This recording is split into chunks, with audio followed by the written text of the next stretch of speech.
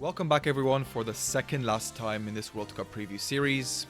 Nearly there, 3 days until the World Cup, and we're finally getting into the nitty-gritty. These big top two favorites, the two countries that people have been talking most about, France and Spain.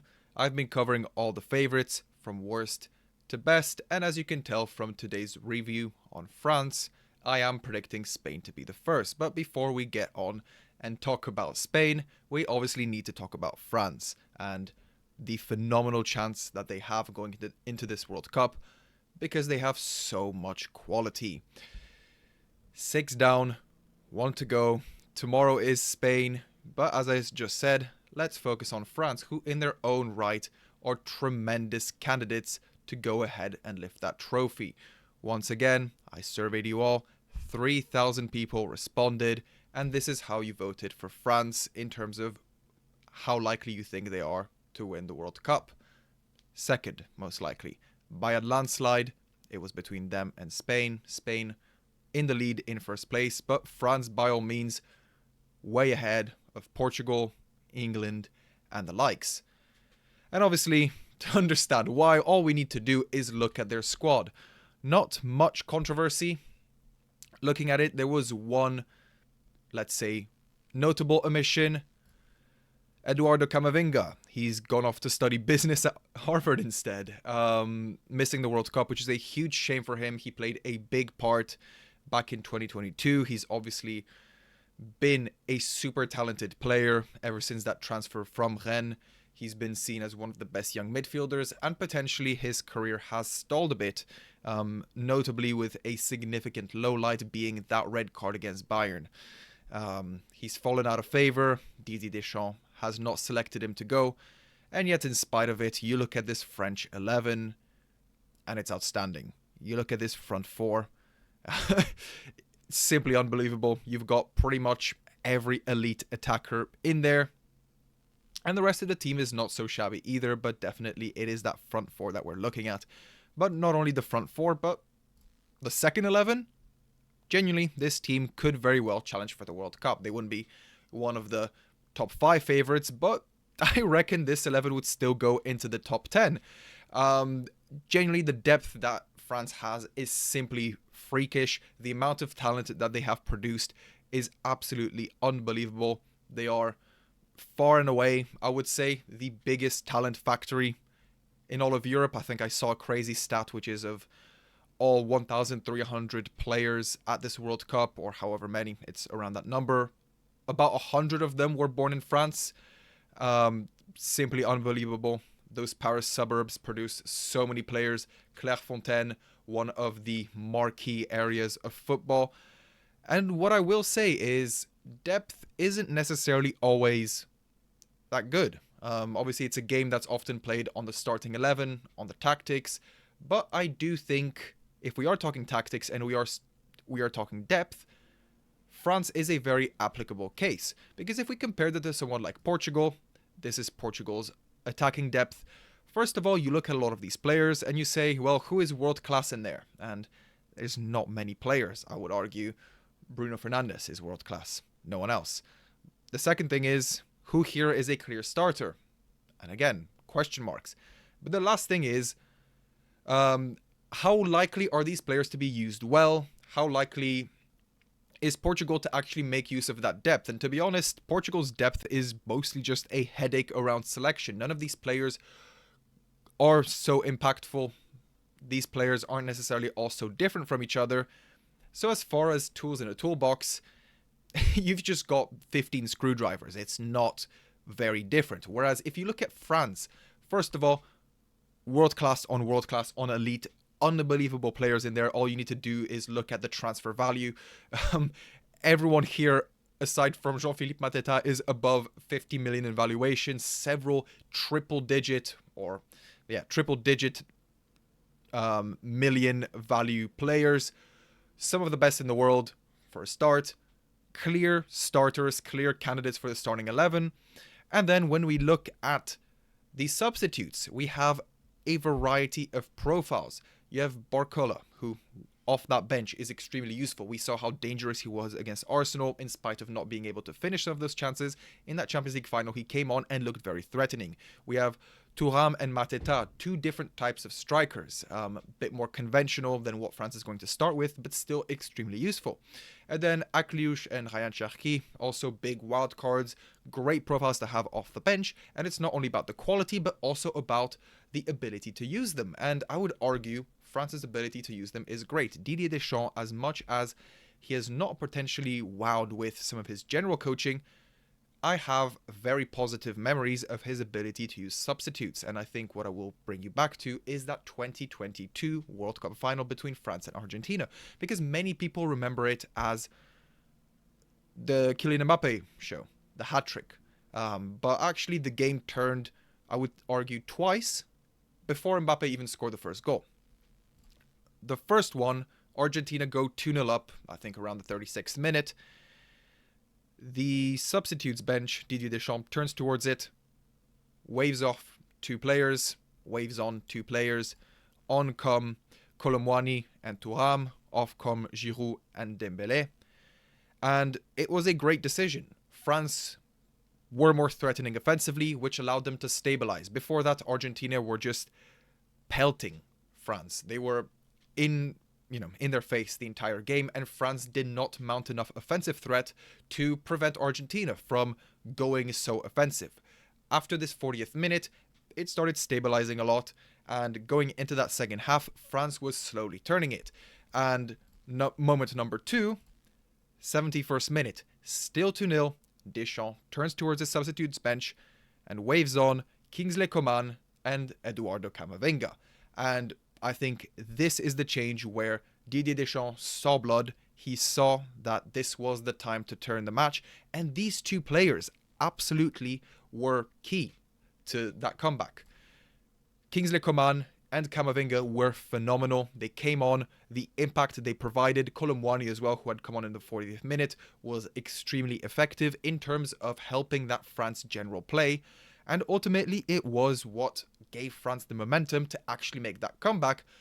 And honestly, in extra time, look like the favourites to take it in regular time. Argentina squeaked through to extra time. I think a lot of threatening moments in between those 90 and 120th minutes were France's, and it was precisely because of those substitutions, which is why I think France's depth is so dangerous, because the depth is so good, the depth is so varied, it provides so many different tools for every single state of the game.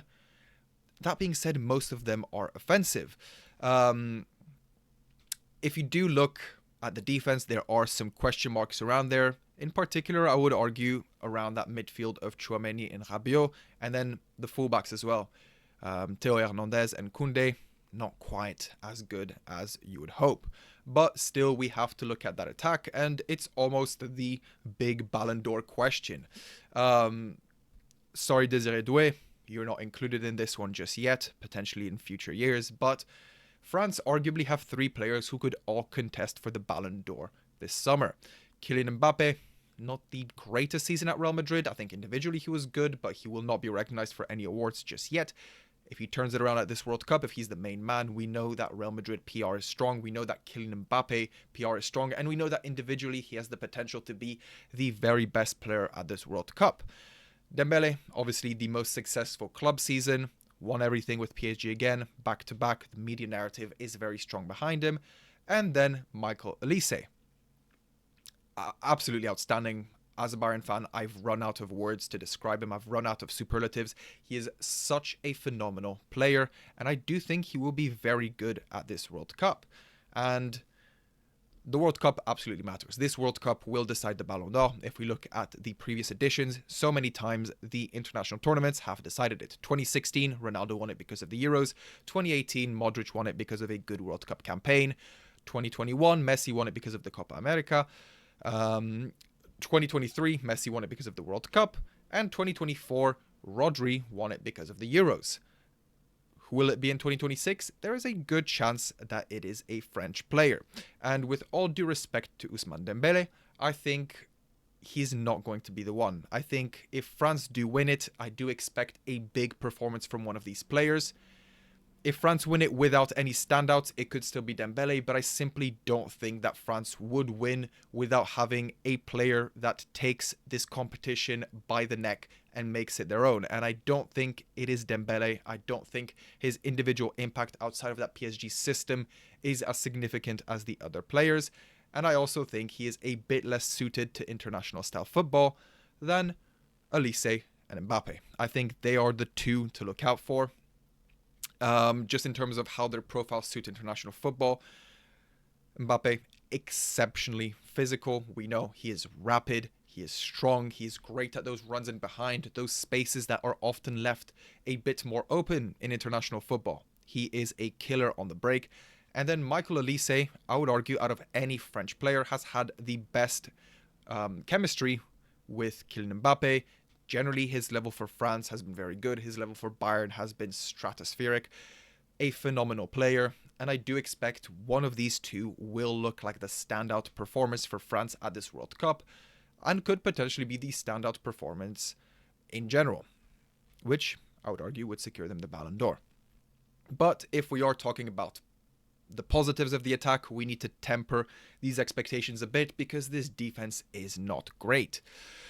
Tchouaméni and Rabiot, not a great pivot. There is still a chance it could be switched up, but it does look like this is the midfield pair that Didier Deschamps is going to go ahead with. And then alongside that midfield, Theo Hernandez and Koundé is also not fantastic. And as we know from teams that don't potentially have the greatest defensive solidity in the midfield, the defense needs to start from the attack. We see this at Barcelona, with that Hansi Flick counter-pressing. We see it at Bayern, where Pavlovic and Kimmich aren't necessarily the quickest and so need that counter-press to start from the top. And unfortunately, I think this is where also the Mbappe profile and the profile of some of the substitutes and also how Didier Deschamps sets up France could cost them a bit on the defensive front. I'm not one of the people that says Mbappe cannot play because he doesn't press. Very clearly, there's upside to Mbappe, but this midfield is absolutely going to be more exposed because of the lack of good pressing structure from France. If we look at this game they played against Ivory Coast, here is just one of the many situations to highlight. No real structure or plan in the press. Here, a very individual, uncommitted press onto the ball carrier. It gets extremely easily beaten with just one feint to the side. And as you can see, there is no one ready here to continue pressing him. And with this midfield duo, which is sat very close together at many times and also quite high, we can see pretty big gaps open up in this French team. And as we could see, Ivory Coast pretty much immediately exposed it. One ball played into the midfield, essentially cut straight through France, and then a 1-2 and a ball played in right behind. Konate misses the ball, and then Ivory Coast go on to score. Not great. Generally, not something that encourages the team too much. But it is important to mention, this was not the first French choice in terms of the centre-back pairing.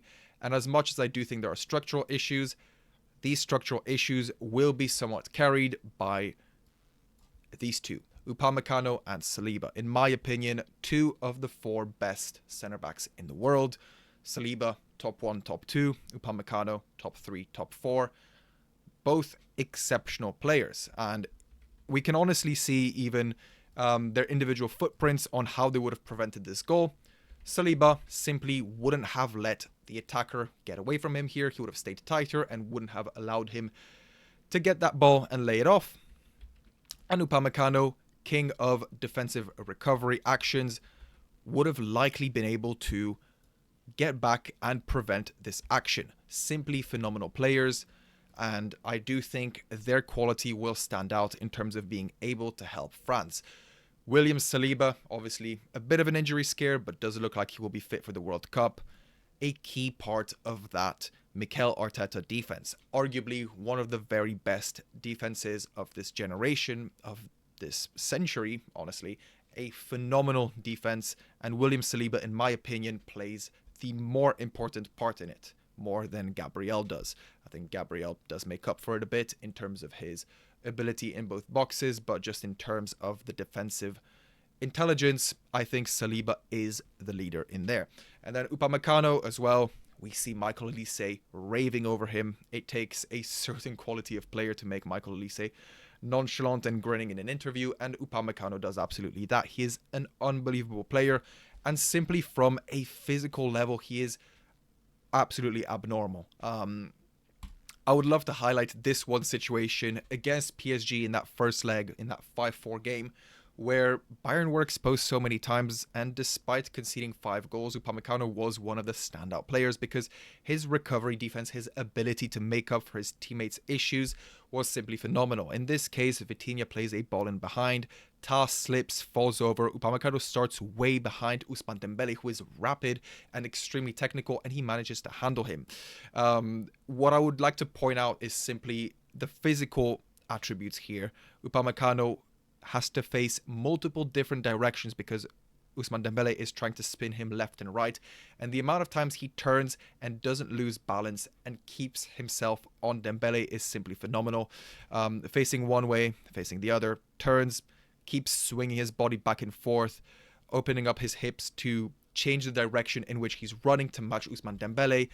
Has to do this so many times, doesn't lose balance or track of Dembele, and eventually manages to defend him, which is just simply, I can't get enough of Dayot Upamecano. He has progressed so much as a player, and I think this individual quality has always been there, and it's why he's looked so good for France even when he wasn't great at Bayern. But now that he looks great at Bayern, I can expect great things from him at this World Cup. We're saying if he does come up against someone faster and more powerful than him, maybe things are going to look a bit different. We'll come back to this group because I do think there are several traps for France in here, most notably Erling Haaland. But I'll touch on that in just a moment when I'm done talking about their performances leading up to this World Cup. Their qualifiers, very good, not many complaints. There was that one slip up, the 2-2 draw against Iceland, but generally France, 5 wins, 1 draw, 0 losses. Very good, healthy goal difference, looked pretty convincing. Slightly worse were some of their recent friendlies. I think that loss against Ivory Coast didn't necessarily look too great. I think it exposed some of the weaknesses in terms of the pressing structure, in terms of how France want to play. It showed that if they do want to come out on top in these games, they need to just step up just one bit in terms of the individual performance. I think there were some players there who didn't quite take the game into their hands when they should have. Didn't take their chances, notably Cherki missed, I think, a pretty good opportunity early on. He did score a fantastic goal, but I think Mbappe missed another one as well. Generally, not what France will want going into this World Cup. They will need to be a level above, but we do know that they are capable of being a level above. And they will need to be at that level from the very start. I think France have arguably the toughest group out of anyone at this World Cup.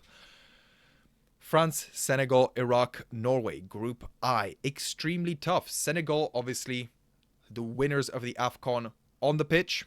Morocco got it given later. Senegal won on the night. Norway as well. Extremely tough. I think some people are overrating Norway based on their qualifying performance. Italy, not that strong of a team. Which made Norway look a bit better, but still coming ahead of Italy across an entire group stage, very impressive. Norway still looked good, just don't think they'll quite hit the heights that they should, but at the same time, their main strength is offensively. We just said France's main weakness is defensively. If these two things come to clash and France come out on the wrong side of it, they could very soon start slipping down that group.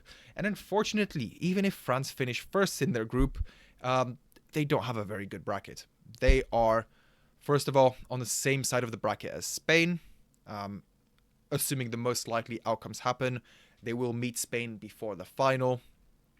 And then not only that, the biggest early heavyweight clash of the competition if France and Germany both win their groups. And then the round of 32 fixtures, they will match up in the round of 16. It's by far the biggest matchup in that round of 16. two of my top 7 favorites, two teams which I think are extremely strong going into this World Cup. France will be tested extremely early. They have one of the easier quarterfinal matchups with the Netherlands, but then again, if they do win that, a face-off against Spain in the semi-finals is very likely, so generally not a very easy run for France. And again, they will rely on those individual players to step up. They will be looking towards Olise, Mbappe, Désiré Doué as well. We saw a fantastic level from him in the Champions League, and he didn't necessarily have that final killer edge. He looked very good against Arsenal and against Bayern, but he never really went all the way to score those individual goals, but he very much could at this World Cup.